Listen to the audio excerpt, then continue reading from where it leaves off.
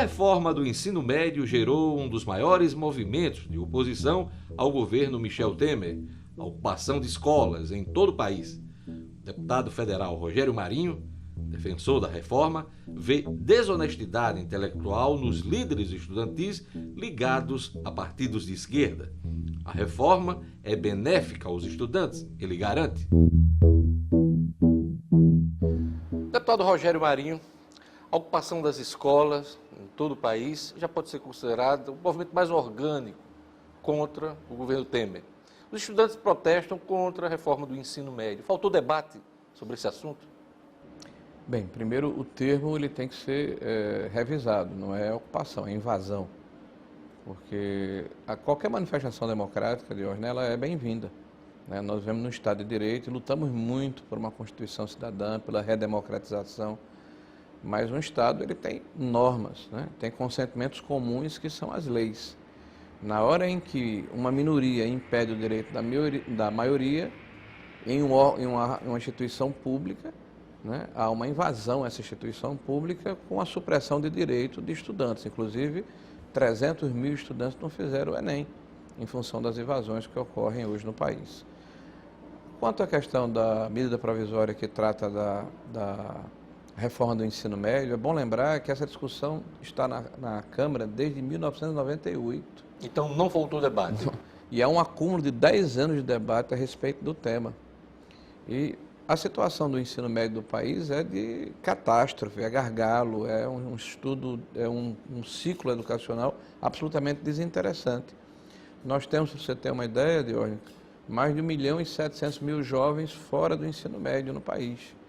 Nós temos 14 disciplinas obrigatórias e 5 transversais. Faltam 300 mil professores.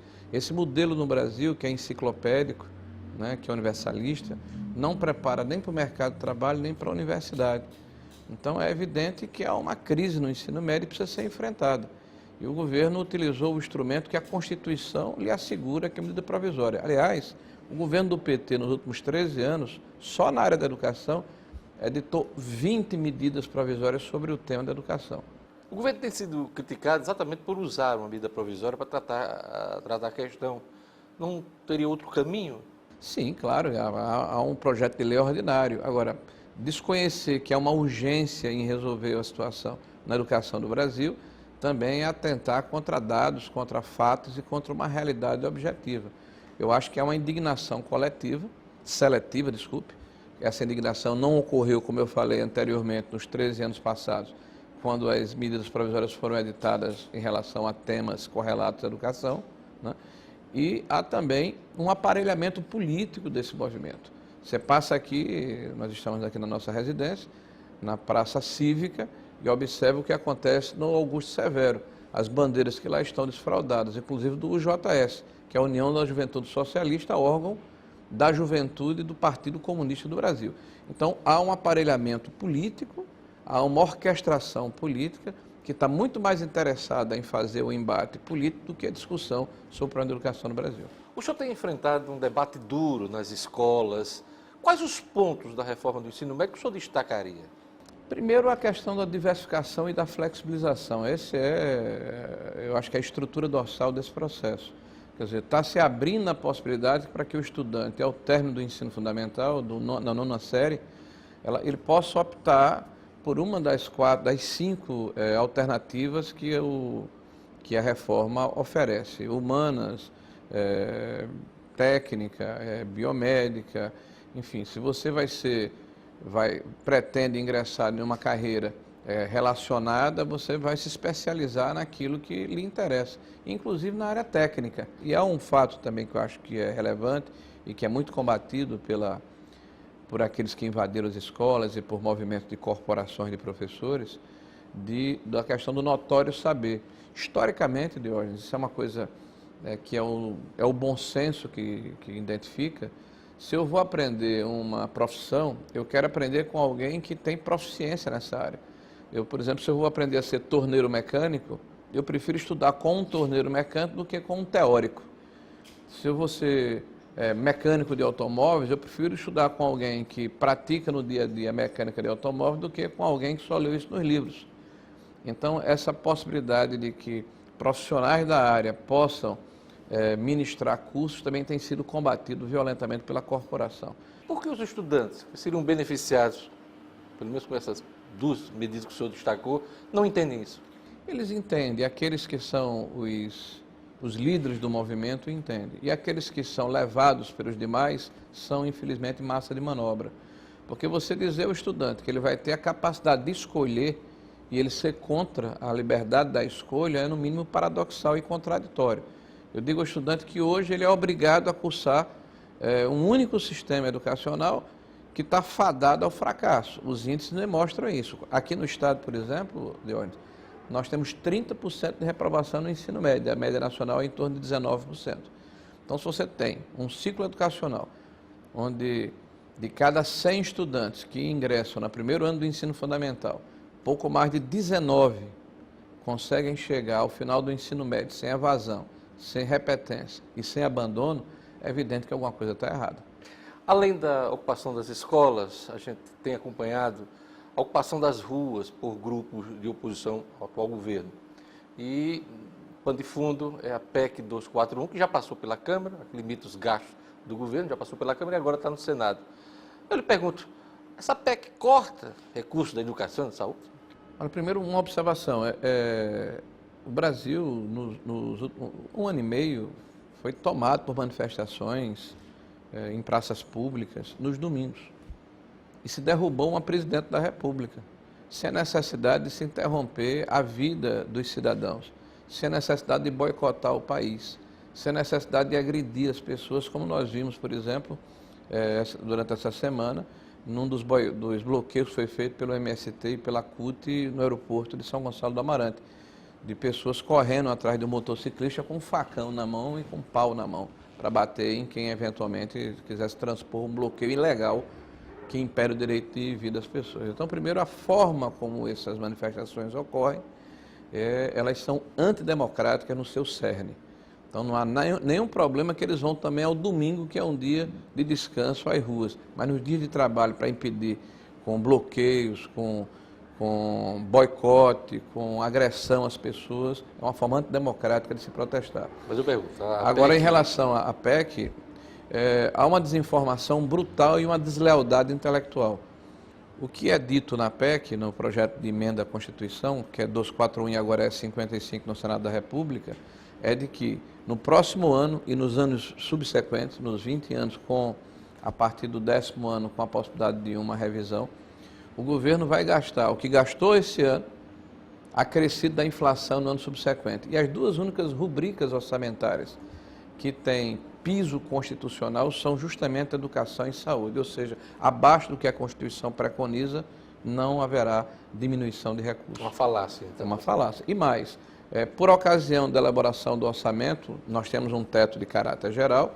Se a maioria dos congressistas entender que há necessidade de se aportar mais recursos para a educação, para a saúde, isso ocorrerá. Agora, evidentemente, você vai tirar de algum lugar. Acabou aquela farra de que todos os anos vamos buscar mais recursos no mercado e aumentar a dívida pública, o que está demonstrado aí que atinge principalmente os mais humildes e os mais pobres, 14 milhões de desempregados formais. Deputado, qual a avaliação que o senhor faz do governo Michel Temer até agora? Ele começa com força em relação à questão do ajuste fiscal, né, o que sinaliza a possibilidade que nos próximos 2 anos nós possamos ter uma reversão nessa catástrofe econômica que se abateu sobre o país. Agora, ele vai precisar ter muita vontade política, foco, união, para conseguir colocar em prática as demais reformas estruturais que são impopulares, mas extremamente necessárias para que nós possamos reequilibrar o nosso país. Ele faz um governo que eu diria que é uma espécie de parlamentarismo híbrido, né, porque buscou para os seus ministérios representantes dos partidos políticos mais importantes da Casa Legislativa. Isso lhe deu governabilidade, que foi demonstrado, inclusive, na votação da PEC 241, 366 votos no primeiro turno, né. Tem dito, e eu tenho escutado publicamente, que tem a disposição de, por exemplo, modernizar a nossa legislação trabalhista, de fazer uma reforma política que aproxime o eleitor do seu representante, de fazer a reforma da Previdência. Ele vai ter tempo para isso tudo? Eu acho que ele vai, e ele tem demonstrado isso, focar em uma situação depois da outra. O próximo passo será certamente a reforma da Previdência. Mas a reforma trabalhista ou a modernização da nossa legislação, ela também é urgente e corre paralelo, em 3 aspectos pelo menos: a questão do trabalho intermitente, a questão da terceirização, que está parada no Senado da República, e a questão do acordado entre as convenções, entre as federações e os sindicatos patronais e de empregados sobre o que está legislado anteriormente. Então, essas três situações, elas são importantes e correm de forma paralela. Uma curiosidade política: o PSDB move uma ação contra a chapa Dilma e Temer, e o presidente Temer poderá ser afastado do cargo por conta desta ação. Isso não causa constrangimento ao PSDB, que faz parte da base de governo do presidente? Olha, primeiro, quando a ação ela foi colocada em prática, a realidade política do país era outra, né? Foi logo após o término das eleições de 2014. Depois há um problema jurídico, né? Você não tem, mesmo que quisesse, a possibilidade de retirar a ação. Ela foi apropriada, mesmo se pudesse, ela foi apropriada pelo Ministério Público, né? Ela passou a ser uma ação que vai ter pernas próprias. E, por fim, é evidente que ocorreram sérios crimes eleitorais na eleição da presidente Dilma. Nós estamos vivendo um momento, Diógenes, em que a classe política está em xeque. Eu não tenho dúvida que vai haver uma depuração muito grande de boa parte, ou de uma parte razoável de deputados e senadores que hoje têm mandato, de governadores, de ex-senadores, prefeitos, etc., em função desses fatores que são supervenientes, que são o processo que corre lá em Curitiba do Lava Jato e os seus desdobramentos, né? Você está entrando agora no BNDES, entrou na questão dos fundos de pensão, vai entrar na questão do setor elétrico. Então, o nosso país, nos últimos 15 anos, será necessariamente passado a limpo e muita gente vai ficar pelo caminho. Mas essa questão do presidente Michel Temer, o senhor acredita que ele pode ser afastado por conta dessa ação do Tribunal Superior Eleitoral? Já há provas, indícios contundentes sobre isso. Há uma tese que é arguída pela defesa do Temer de que os comitês financeiros eram autônomos na época da eleição. Havia um comitê da vice-presidência e havia um comitê financeiro da presidência. Eu não sei se essa tese vai prosperar. Tanto é que, recentemente, o Partido dos Trabalhadores na Defesa da presidente Dilma apresenta um recibo de doação de R$1 milhão, me parece que é da Odebrecht, na conta de campanha do presidente Temer, uma doação formal, mas eles alegam que isso é oriundo, eventualmente, de um processo de propina. O que me parece já uma confissão por parte da presidente Dilma de que recebeu propina e querendo arrastar o presidente Temer no mesmo processo. Aí é um debate jurídico. A questão é que quem vai definir são os ministros do Tribunal Superior Eleitoral. O relator, o Herman Benjamin, tem dado algumas declarações no sentido de estar estarrecido com o que está encontrando. Com o que está encontrando, mas vamos aguardar. Anistia para Caixa 2.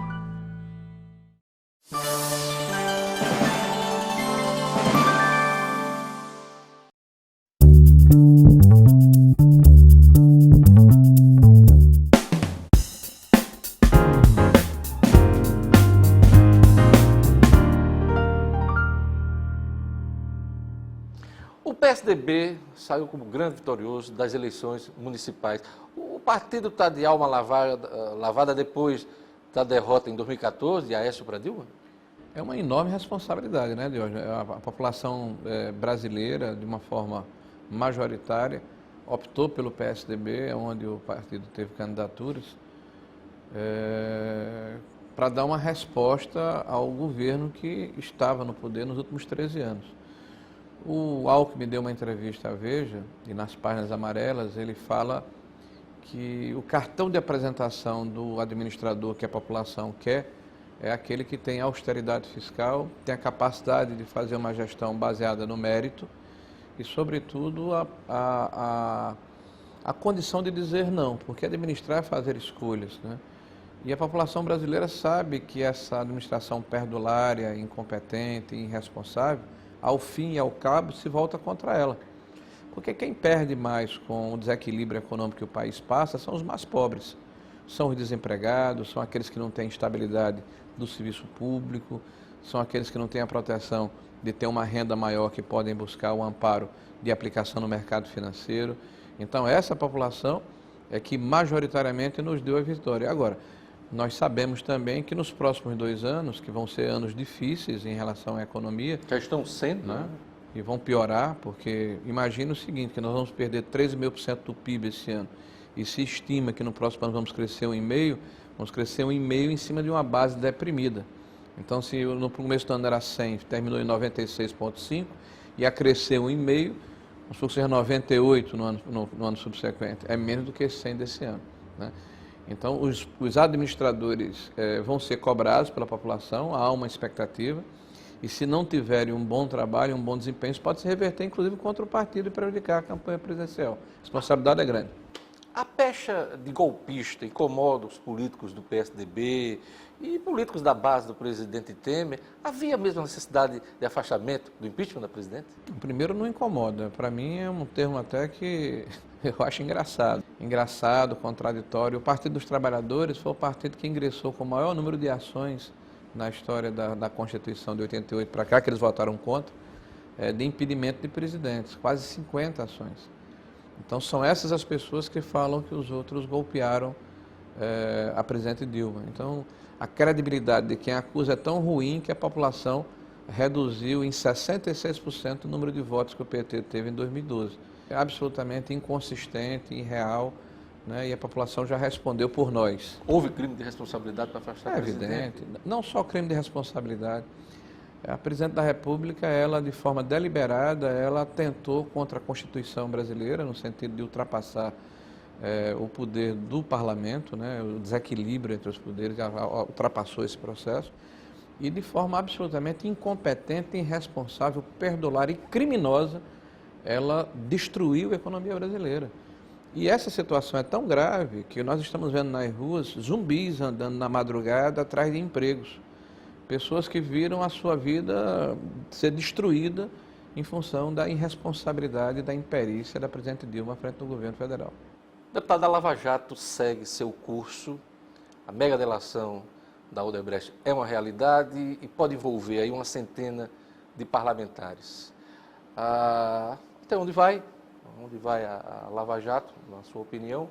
E até que ponto a classe política vai criar mecanismo, como se fala muito hoje no Congresso, a questão da anistia. Vai ter anistia para político que utilizou Caixa 2? Olha, primeiro, se utiliza por parte do Ministério Público, Judiciário, de parte da imprensa, um termo dizendo há um casuísmo em determinados projetos de lei que possam tramitar na Câmara em razão do momento que está sendo vivido. As 10 leis contra a corrupção, nessa ótica, é um casuísmo, né? Porque aconteceram em função de um processo específico. E há 2 ou 3 itens nessas 10 leis contra a corrupção que são absolutamente atentatórios contra o Estado de Direito. Quais? Por exemplo, se prender alguém e mantê-lo preso até que ele confesse ou devolva eventualmente o dinheiro que estaria sido subtraído antes do julgamento. Isso, se a gente volta à Idade Média, quer dizer, você vai ficar preso aqui até dizer que é culpado. Dizer que a prova que é obtida de forma ilegal, ela pode ser legalizada se houver, por parte do Ministério Público, como é que eles usam o termo? Boa-fé. O Ministério Público agiu de boa-fé. Não há nada mais subjetivo do que isso. Então, eu acho que é importante, numa sociedade, que há consentimentos comuns, que são leis, que elas sejam cumpridas. Porque o Estado de Direito é o que nos dá a guarida a todos. A Lava Jato tem que ir até o fim. Inclusive, à luz do direito, da legislação, da jurisprudência, apontar o que é crime e o que não é. Mas não se pode generalizar. Muitos dos empreiteiros pegos da Lava Jato têm dito que boa parte, grande parte do dinheiro é propina mesmo, não é doação legal. Como você fará doação legal da propina? Muito bem, se os próprios empreiteiros dizem que boa parte então há uma parte que não é. Né? Então, se você tem a delação de um empreiteiro de obras públicas, dizendo que tinha um contrato A, B ou C com um determinado órgão da federação, Estado, município ou governo federal. E que em função deste contrato, específico com todos os detalhes que o contrato tem com a planilha, ele destinou X reais de forma oficial a um determinado partido, então há um nexo causal, né?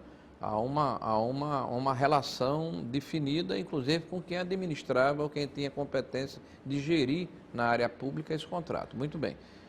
Mas se você recebe, ou você recebia à luz da legislação, um recurso oriundo de uma empresa, que você não tem gestão sobre contrato público, não tem obra pública no seu estado, ou no seu município, ou sobre sua argumentação, sua égide, qual é a relação que existe? Mas eles têm dito que... Não, sim, mas quem acusa certamente tem um ângulo da prova, eu não estou aqui... O grande problema vai ser separar. Separar. E a doação legal...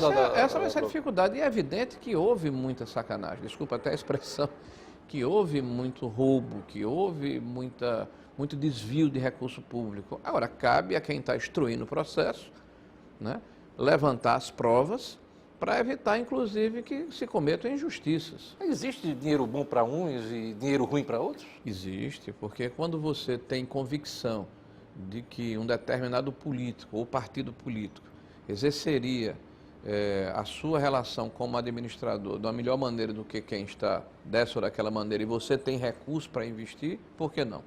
É uma prática republicana que acontece no mundo inteiro. O que a gente tem que combater é a prática espúria de se fazer a troca, a contrapartida. Eu lhe dou uma obra pública e você me dá um percentual da obra para a minha campanha. No seu caso, até levando em conta as suas campanhas, o senhor está tranquilo nessa questão? Absolutamente. Eu recebi, por exemplo, em 2012, quando fui candidato a prefeito de Natal, e em 2014, quando fui candidato a deputado federal, recursos oriundos do partido nacionalmente, que depois se verificou que vinham da Odebrecht. O senhor tem a segurança de que essa doação... Eu não conheço nem a Odebrecht, nunca falei com ninguém da Odebrecht, eu sou do estado do Rio Grande do Norte. Né? Quem me fez a doação foi o meu partido nacionalmente. E a identificação que a legislação determina depois de onde veio o recurso. O Odebrecht deu 4 milhões ao partido e o partido deu 100 mil a 40 deputados. Tá? Se houve alguma situação em que houve uma troca de A com B em algum momento, isso pode ser apurado um pouco mais acima, né? Mas eu acredito que, nesse caso específico e em outros casos correlatos, a doação foi muito mais em função dessa questão do equilíbrio do poder, porque o PSDB não administrava o país. Anistia, vai ter anistia? Caixa 2? A lei não retroage para prejudicar ninguém, isso é um princípio da Constituição. Então, se você faz uma lei, ela daqui por diante. Então, a partir de agora, as pessoas que eventualmente estiverem infringindo a legislação, que passa a valer, passa a vigir, né, estão cometendo um crime. Para trás, não. Mas o uso ilegal de recursos pode ser alcançado pela lavagem de dinheiro. O Caixa 2 é lavagem de dinheiro e peculato. Né, me parece que hoje são as figuras da legislação, né, que condenam o Caixa 2. Então, quem praticou o Caixa 2... antes da vigência da lei, que vai ser criminalizada, inclusive, nessas 10 medidas contra a corrupção, né, antes devem ser atingidas pela legislação que existia antes. Mas o senhor aposta... Daqui por diante vão ser atingidas pela criminalização. Mas o senhor aposta em algum acordo entre os líderes partidários? Não, pelo que eu estou dizendo, eu acho que está se fazendo uma espuma sobre uma situação que é hipotética. Né? Eu parto do princípio que a Constituição determina que para trás é uma coisa e para frente é outra. Então, daqui por diante, após a aprovação da lei, caso ela efetivamente seja aprovada e ratificada pelo governo federal sem veto, né, quem praticar a Caixa 2 está criminalizado, como crime hediondo, inclusive, com agravante igual a de quem mata alguém, que eu acho até um exagero. Eu acho que matar alguém talvez seja mais sério, né? Então a gente tem que dar uma gradação nessas penalidades. O PSDB tem um sério problema para 2018. Pelo menos 3 nomes fortes dentro do partido: Aécio, Alckmin e o Serra. Essa briga interna pode rachar o partido e prejudicar o projeto de 2018? Você é um observador do cenário político há algum tempo. Você sabe que o PSDB sempre teve esse problema, né? Que para nós pode ser também eu diria um upgrade, né? Porque nós temos quadros ao contrário de outros Mas partidos. pela Né? primeira vez aí você vê aí, inclusive, uma discussão de lideranças deixarem o partido para concorrer. O próprio Alckmin pode concorrer pelo PSB, o Serra pode tentar... Isso aconteceu anteriormente com o próprio Aécio. Você deve estar lembrado quando o Serra foi candidato, e Aécio queria ser candidato na última eleição de Aécio, se levou em consideração e houve a discussão da possibilidade de Aécio deixar o partido. O que está posto agora? Eu estou dizendo que isso é um histórico que se repete dentro da dinâmica da discussão do PSDB.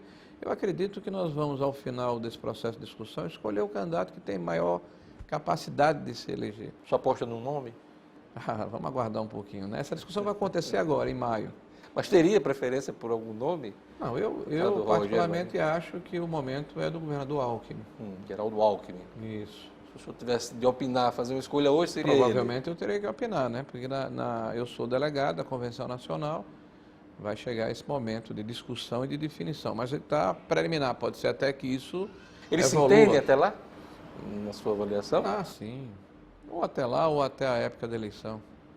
Porque nós vamos ter algumas etapas. A liderança no Senado e na Câmara, a eleição para presidente da Câmara, a Convenção Nacional de Definição do próximo presidente do partido, né? E aí a convenção para a escolha da candidatura, que será só em 2018. Então há um período aí.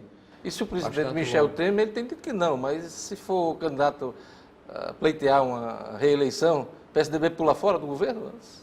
Eu acho que até por uma questão ética, né? Se você tem um candidato a presidente da República e o governo que você faz parte tem um candidato a presidente da República, não há como você conviver. Agora, uma coisa é você sair do governo, outra coisa é você sair da agenda. A agenda que o governo hoje apresenta, independente da nossa postura política, partidária, ela é a nossa agenda. Então, mesmo que nós saíssemos do governo, nós apoiaríamos as mudanças estruturais que estão acontecendo no país. Mas acho muito pouco provável que Temer tenha essa possibilidade. Deputado Rogério Marinho, obrigado pela entrevista. Obrigado a você e bem-vindos.